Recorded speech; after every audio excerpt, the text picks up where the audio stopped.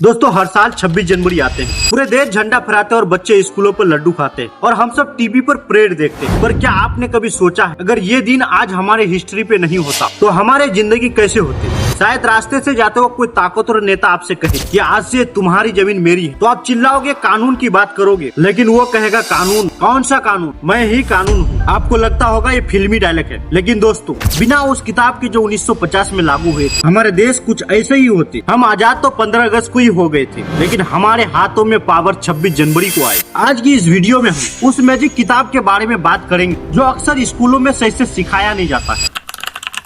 अब आपके दिमाग में एक सवाल आएगा कि आजादी तो 1947 में मिल गई थी, तो फिर 26 जनवरी इतना इम्पोर्टेंट क्यों है?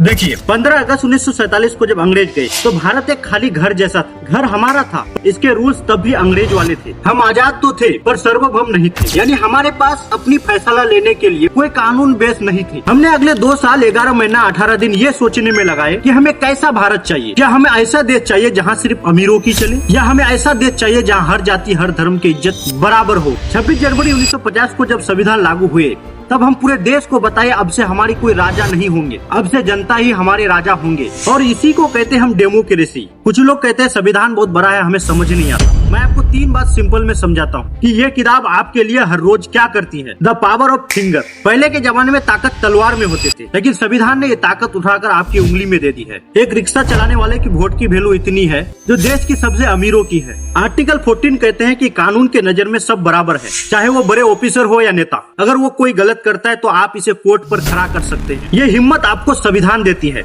आर्टिकल 19 कहते हैं कि अगर आपको लगता है कि सरकार गलत कर रहा है तो आप बोल सकते हैं, प्रोटेस्ट कर सकते हैं। जब तक आपके पास आर्टिकल 19 है तो आपके मुंह कोई बंद नहीं कर सकता। दोस्तों 26 जनवरी का मतलब सिर्फ छुट्टी का दिन या फिर डांस देखने का दिन नहीं है। ये दिन ये याद करने का है कि देश सरकार से नहीं, हम जैसे भारत के लोग से बनते हैं। सरकारें आएंगे जाएंगे, नेता बदलेंगे, लेकिन संविधान ही है जो भारत को एक रखता है। इस बार 26 जनवरी में फंडामेंटल राइट के बारे में थोड़ा पढ़िए, क्योंकि जो नागरिक अपने हक नहीं जानता उसे कोई भी गुलाम बना सकता है।